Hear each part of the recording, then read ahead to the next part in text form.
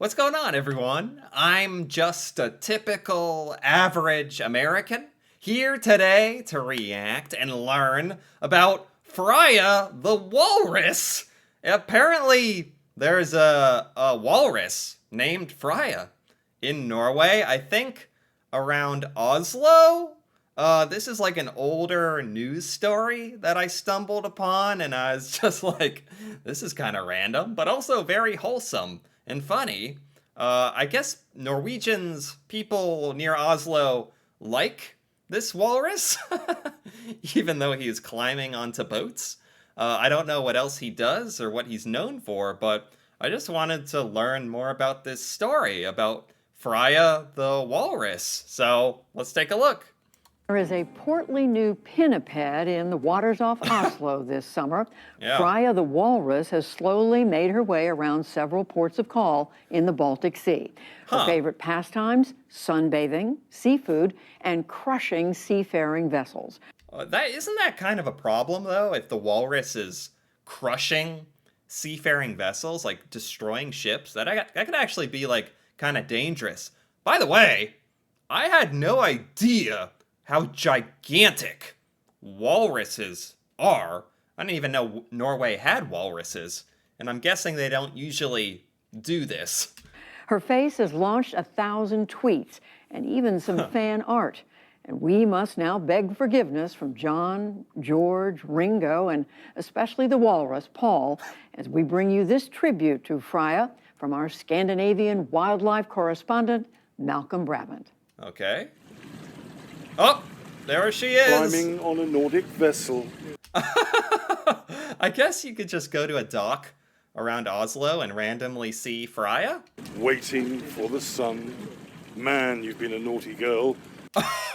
So Freya actually would get up onto stuff and like sunbathe. Okay. And he probably got more popular on like Twitter and stuff. Okay. I don't know how long ago this was. This was like 10 months ago. Okay. You made the boat go down. You aren't a deckhand. Call out the frogman. Freya the Dang. Walrus. Good you. Apologies to the Beatles for crucifying their psychedelic hits, but here, in the Baltic, there's a new walrus in town. And she's causing mayhem in her quest to find the perfect pleasure cruiser. Oh my, this is so good. The way, the way she's lying out on stuff. So do people come to like try to see her? Like, is she very popular, or is it kind of, I could also see this being kind of dangerous because you don't actually want people interacting with a walrus. That is kind of dangerous, as cute as it is. You can see she's a big lady and that she's curious and she's not afraid of people.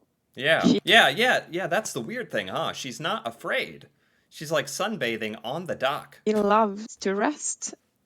Nadia Gianni from the Norwegian Directorate of Fisheries is part of a team trying to take care of Freya's welfare and security. Oh, that's good. They actually tried to assemble a team.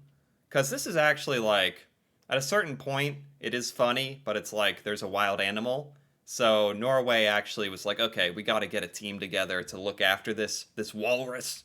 The main thing is to observe and make people get the information how to be safe around her and also make her safe around people.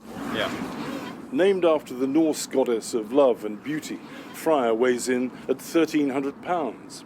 The Norse goddess of beauty. The Norse goddess of love and beauty. The god of love and beauty. That is perfect. Oh, this is so perfect. Freya weighs in at 1,300 pounds. Freya was also the goddess of war.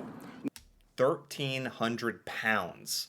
That is ridiculous. No wonder boats send out distress signals when she clambers on board. Yeah. I sympathise. I know what it feels like to be a shipping hazard. Wow. Freya's adventures have garnered fans among the Twitterati. Yeah, she's got popular on Twitter, like capsizing boats. Freya is quite the traveller. She's been spotted in Britain, she's been seen here in Denmark and in Sweden. Wait, really? This walrus is so famous and so well-traveled. She has been identified in 4 different countries. Isn't that like hundreds of miles away from each other too? That's actually amazing. Her natural habitat is the Arctic, but Yeah. the Baltic Sea is lake-like and it's very difficult to find the exit, especially if you've lost your bearings like Freya. Perhaps that's why she's trying to hijack the perfect boat. She's trying to hijack boats. So Freya is lost. Like, supposed to be much more north. Freya is supposed to be way north in the cold, and she accidentally is swimming in circles around the Baltic Sea. Okay. Does someone need to, like, capture her and, like, release her into the Arctic or something? Is this, like, a problem? Rune O is a researcher at Norway's Southeastern University. He encountered Freya in March, and since then has been tracking and mapping her movements. Oh, wow. She's really fat, and she has a lot of food in the area. She's eating scallops. The fact that someone dedicated their research to this, and the first thing they have to say is, Freya, well, she's pretty fat. Like, okay. So there's no problem with feeding. She comes from Svalbard. Oh, she's from Svalbard, which is part of Norway, an island way north.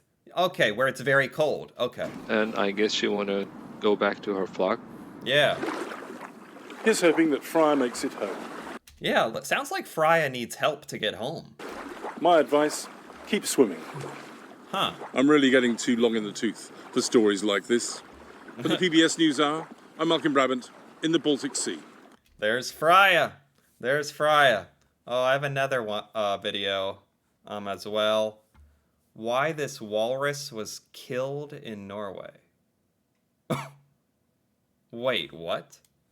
Wait, I didn't actually read this. Why this walrus was killed in Norway. Was Freya killed?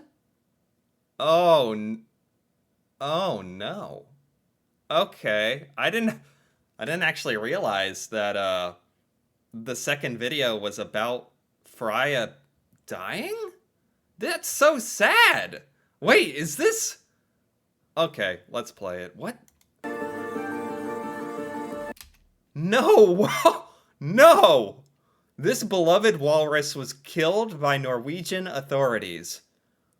Why did Norwegian authorities kill Freya? Oh, how long ago was this? Hold up. 8 months ago? What? Oh boy. I did not know it was going to take a turn like this. This is kind of sad. Well, it's a positive thing that people were very fond of her, but it's a negative thing that people had to go close to her and couldn't leave her alone. What? What? Are you telling me just because people wanted to go see Freya and be close to her, they had to kill her? Couldn't they have captured Freya and released her back to Svalbard or something? This is... What is this?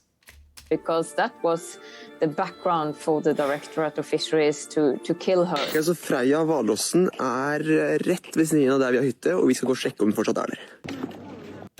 There's Freya! No! Freya! No, what the... I didn't know it was going to take a turn like this. Why? I just need more details. Like, just because the public was interested in Freya, the Directorate of Fisheries, or whoever that is, had her put down? That's a little, like, cruel and, like, unnecessary, right? There's Freya. Was she causing, like, trouble or something? Or... Freya was a young walrus, and this walrus had traveled to Scotland, England, the Netherlands, Denmark, Sweden. They live in packs, social animals in Svalbard and in the Arctic, but it's not unusual for young animals to take tours to look for new habitat. Yes, Freya was just lost. And young and lost walrus. In the Netherlands, she was sleeping on the marine vessels from the army. And was given this name, Freya, obviously. Everyone seemed to love Freya. Like, love seeing her land on their ship or their vessel and show up every now and then. And she's traveled to 4 different countries. And What the heck? She was welcomed in all of the countries she had been visiting. Yeah. And it's only in Norway that she was described as a problem. Oh no.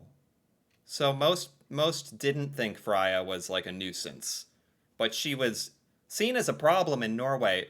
Why? Because of endangering people, maybe? She turned up in southern Norway in 2022. When she first appeared on the south coast, there was a politician who said that she should be euthanized. But then the Directorate of Fisheries said that it was not necessary to euthanize her. They would not consider euthanizing her. Okay. In July, she arrived in Oslo. Okay, so she was not in Oslo all the time, but in July was in Oslo. Is that a problem?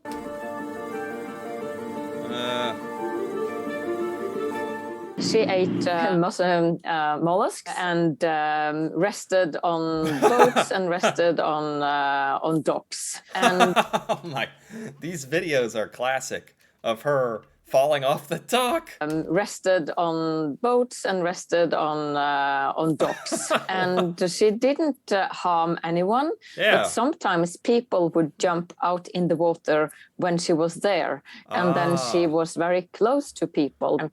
Oh, it was the people.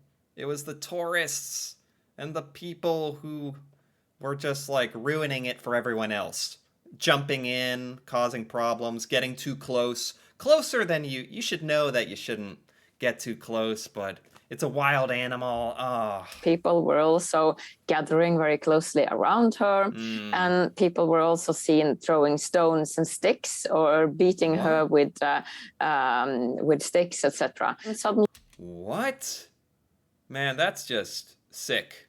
People throwing stuff at Freya. Just, cruelty towards animals is just sick.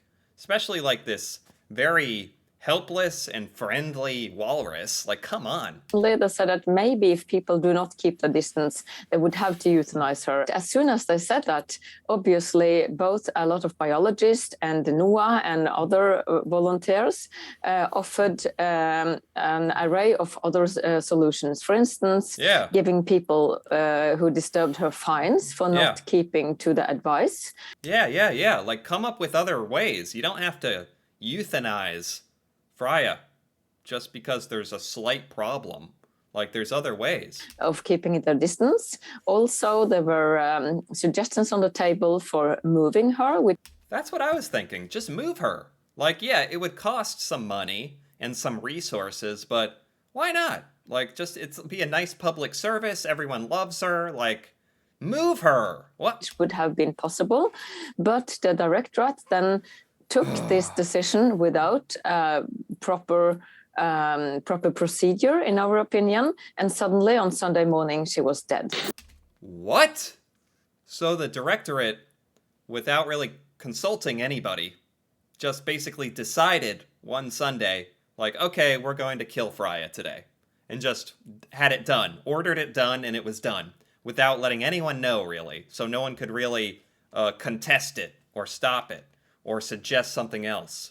Nei, så det kunne jo vært unngått hvis folk hadde fulgt de anbefalingene vi har kommet med, men det klart at det komplisert med. Oh, is this him? Is this the person who decided to kill Freya? He's saying it was the people's fault. People's fault for not staying away from Freya, but there were other solutions too. Yeah, you gave guidance, but of course people are gonna be like, certain people are going to break the rules and be dumb just to be edgy and a nuisance. So that doesn't mean you have to punish Freya because of people. Et stort vilt dyr i de mest tettbefolka områdene av Norge. Dette jo en hvalross som på avvei, altså langt unna sitt naturlige habitat. Og da det sånn at det oppstod for mange situasjoner der too many high-risk situations, so he thought it was too dangerous to try to move Freya, and it was just better to euthanize her. Oh, that is so sad. So sad. Som var risikofylt, og vi var nødt å gå til det skrittet vi har gått. She was a threatened animal. She was red-listed as vulnerable or threatened on the Norwegian red list. And the killing could only be justified in an emergency situation or for animal welfare reasons, and there were no such animal welfare or emergency reasons. Yeah, an emergency? Like if Freya was hurting people, okay, fine, but she wasn't.